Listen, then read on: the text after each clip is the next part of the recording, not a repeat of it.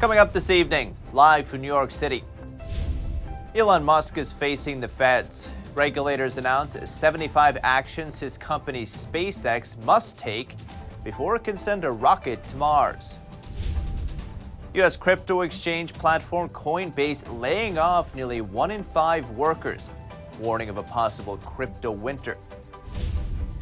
Is China's zero COVID policy really for the well-being of the people? A new report suggests otherwise. That and much more coming up on NTD Business.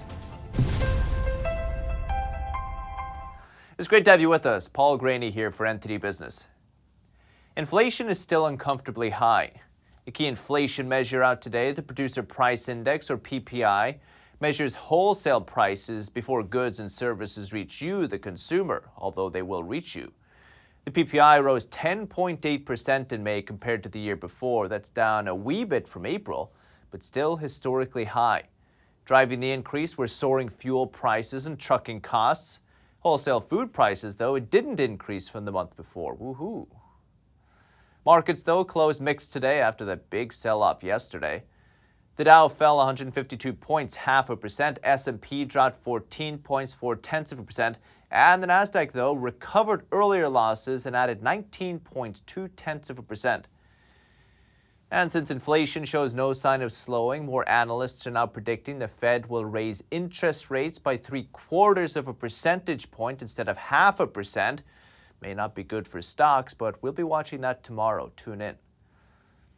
And pilots at Piedmont Airlines and Envoy Air will receive a more than 50% pay raise through August 2024. Inflation. First officers will earn $90 an hour during the first year with Piedmont, a raise from $51 an hour. Captains in the first year at Piedmont will make $146 an hour, an increase from $78 an hour. And Envoy Air will also raise pilots' hourly wages by 50% through August 2024. The raises come amid a pilot shortage that has led to a decrease in flight, also canceled flights if you've been affected. Many pilots retired early as the pandemic brought commercial air travel to a halt. Passengers, too, returning to the skies following the pandemic. But regional airlines like Piedmont and Envoy continue to struggle to retain pilots. It's a different story over a Coinbase exchange, a crypto exchange Coinbase. It's laying off 18% of its employees, roughly 1,100 jobs. Comes as the digital currency market continues to crumble. CEO Brian Armstrong warning a recession could be imminent, which could lead to a long crypto winter. He says the layoffs are to manage costs and ensure operation in any economic environment. He admitted Coinbase grew too quickly last year, crypto trading booming then, of course, Coinbase growing from having 1,200 employees to 5,000. Now they have to downsize. So are there more layoffs to come? When asked that today, Coinbase COO told CNBC this will be it. Coinbase stock, though, is down around 80% this year. Company relies obviously on crypto trading for revenue, but now the overall crypto market has lost 2/3 of its value since last year's highs. Two real estate brokers, too, announcing layoffs on the same day. Compass and Redfin both say they are cutting over 400 jobs. It's about 10% of Compass's workforce and about 6% of Redfin's. Rising mortgage rates are eating into home buyer demand. 30-year mortgage rate hit 6.28% today, according to Mortgage News Daily. And mortgage demand has fallen to its lowest level in 22 years. Also, the Fed is set to keep raising interest rates, would push mortgage prices even higher. Of course, rising interest rates and inflation have some serious effects on real estate, but loan seekers don't have to get too discouraged. NTD Sean Marshall has more. Mortgage rates are back up to 6%. Home buyers are starting to drop off. Inflation, inflation, inflation. What's a buyer to do? So borrowers should slow down, not get carried away by the fear of missing out. Yatin Karnak, a former Wells Fargo resident mortgage executive, advises buyers to look closely at the details of the mortgage. They should really know before they owe. They should look at the details of the mortgage offer and not only get swayed by the interest rate.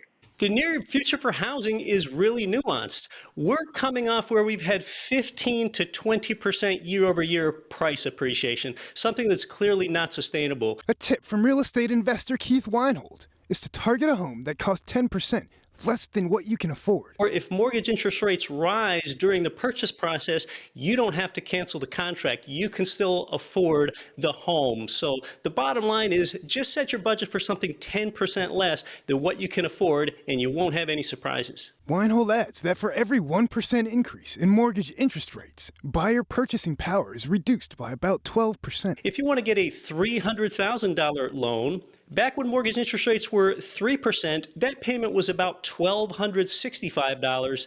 Today, with 5% plus interest rates, it's $1,610 at 5% interest rates. $1,265 at 3% versus $1,610 at 5%. One more positive thing is that fewer homebuyers, because of increased interest rates, can mean fewer bidders to compete with. Sean Marshall, NTD News. And before Elon Musk can launch his spaceship to Mars, he faces environmental hurdles. Federal regulators announced Monday more than 75 actions he'll have to take. One of them involves lighting inspections during sea turtle nesting season. Another one involves participating in fishing instruction opportunities on site. Sounds like fun. NTD's Faye Quarter has more. Elon Musk's planned Starship launch in Boca Chica, Texas, is facing heavy regulation. Regulators are forcing him to take over 75 actions to decrease environmental impact before he can take off. Starship is SpaceX's most powerful launch vehicle, taller than a football field and wider than a bus. Musk wants to use it to send people to Mars after going through the 75 actions, which include contracting a qualified biologist to conduct pre, during, and post-construction monitoring of vegetation and birds, conducting evening lighting inspections between 9 p.m. and 5 a.m. during sea turtle nesting season to make sure the lights don't affect the turtles, and operating an employee shuttle between Brownsville and the project site to reduce the number of vehicles on the road. The degree to which it's been taken is so extreme, and there's really almost no way to justify it unless you're just really anti-impact, unless you really don't want to see things get built. Brent Bennett is policy director of Life Powered at the Texas Public Policy Foundation. Bennett says the permitting time it takes to get stuff like this done is damaging the economy. Other items include performing quarterly beach cleanups, providing improved, enhanced, or new access for fishing opportunities in the Gulf of Mexico, and participating in at least one public event every year that focuses on joint SpaceX, Texas Parks and Wildlife Department, U.S. Fish and Wildlife Service, and National Park Service mission outreach.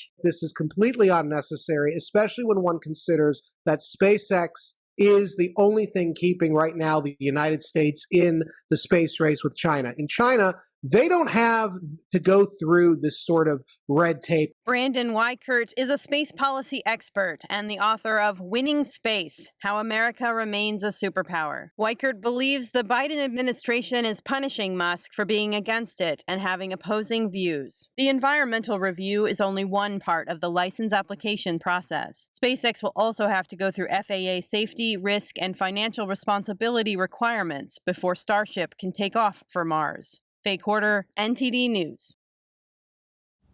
And the U.S. is building one of its very first domestic rare earth facilities.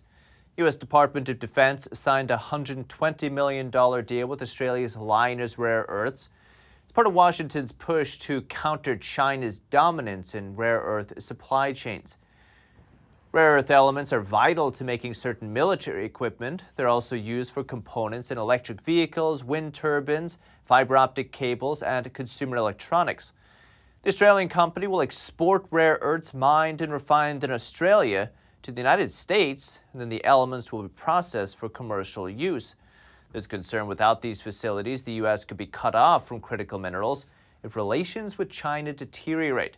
The hope is that under this new deal, China would be bypassed entirely from the production cycle. Electric vehicle makers in the States are reportedly asking the government to keep subsidizing EV buyers. Right now, you can get up to $7,500 back if you buy an EV. You get it back as a tax credit when you file your taxes. The electric vehicle tax credit is supposed to only be available for the first 200,000 EVs each manufacturer sells. The idea is to speed up the transition from gas to electric, it seems. But now companies like Ford, GM, and Toyota are asking the government to lift that 200,000 car cap entirely. They propose setting a sunshine date for when the EV market will be more mature and can operate without government support. You could say that the taxpayer is supporting the industry right now as it tries to transition away from traditional engines. There's no response from the government just yet. So with us to discuss is Nick Loris. He's the Vice President of Public Policy at the Conservative Coalition for Climate Solutions. 3C is fighting for a growing economy and a healthy environment. Says you can't have one without the other. Nick, great to see you. Thanks for having me. Nick, do you support this tax credit? We don't. I think when you look at the tax credits that we've seen for electric vehicles, they tend to be used up by the wealthiest Americans who probably don't need a tax credit to purchase an electric vehicle in the first place. And so these policies aren't really shifting the demand for electric vehicles all that much. They're really just subsidies that are accruing to the wealthiest and paid for by regular Americans. And the whole purpose of the tax credit was supposed to be this infant industry argument that we were going to supply a temporary targeted tax credit, and then once these manufacturers reached a certain sales number, that the tax credit would slowly dissipate. And as Milton Friedman said, these infant industries never really grow up because they become dependent on the taxpayer. And that's what we're seeing here with these industries who are maybe not dependent on the taxpayer, but we can see what happens when you open the door to subsidies. It's very easy for lobbyists and industry to work with politicians to keep them in place. Do you think the transition has been too rapid, forced through too quickly?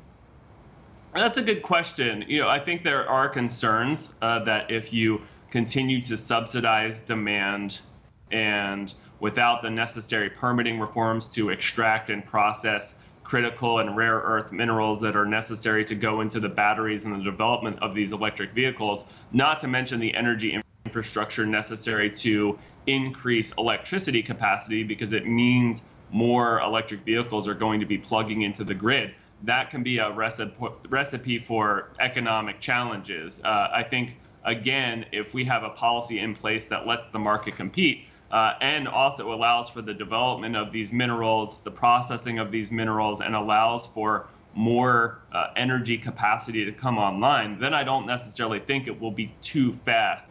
Why do you think it seems the current administration is reluctant to kind of encourage this type of mining, but at the same time encourage the kind of rollout of electric vehicles?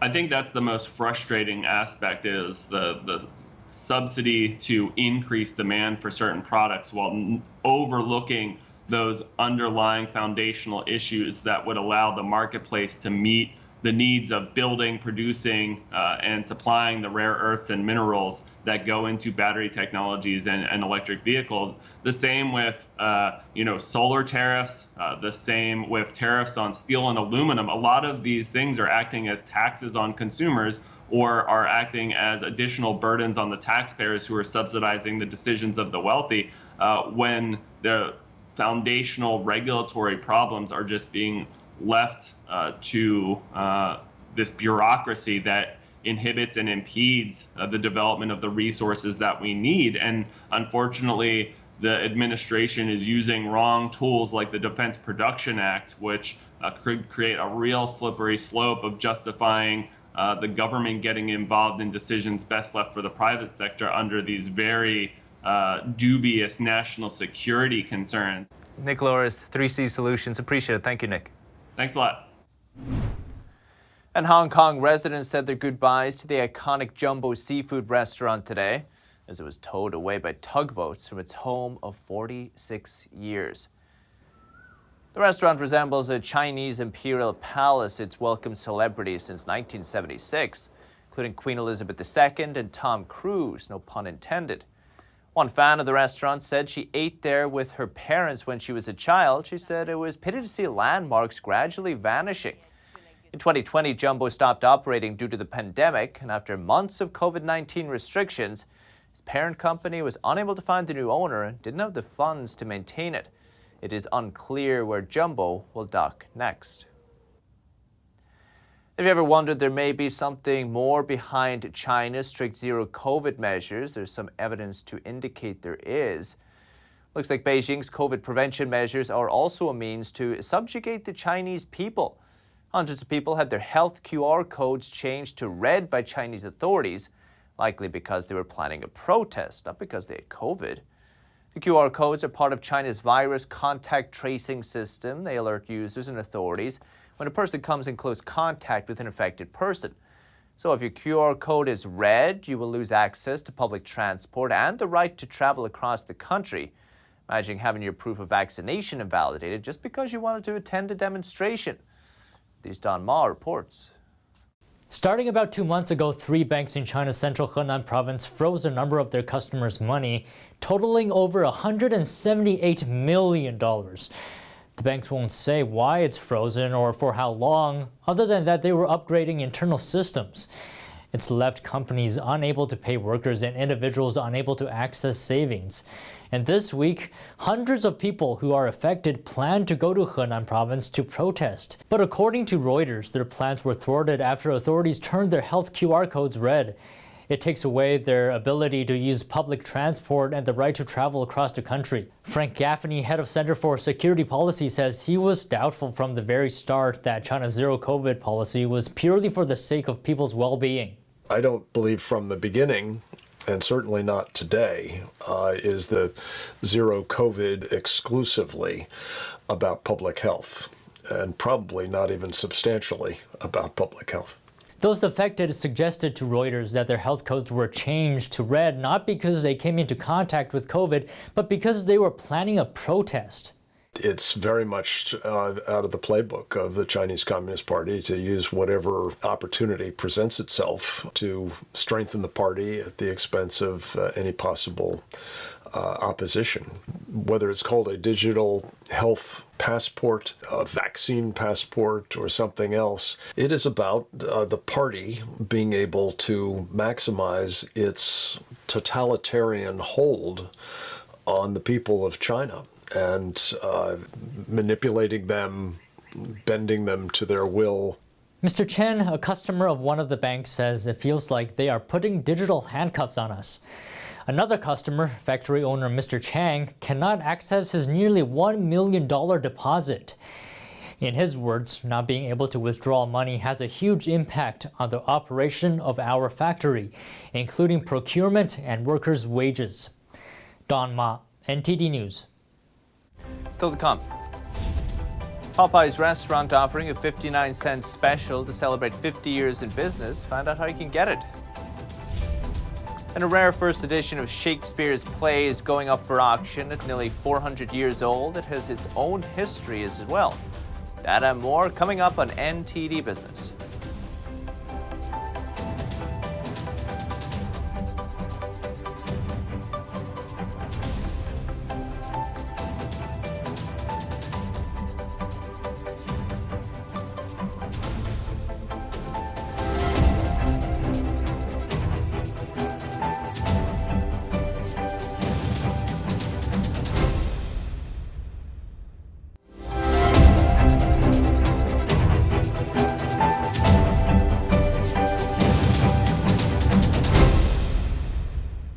Welcome back. To celebrate 50 years in business, fast food restaurant Popeyes is featuring a 59-cent deal. Alvin C. Copeland Sr. first opened the restaurant in New Orleans. At the time, it was called Chicken on the Run. Do you know that?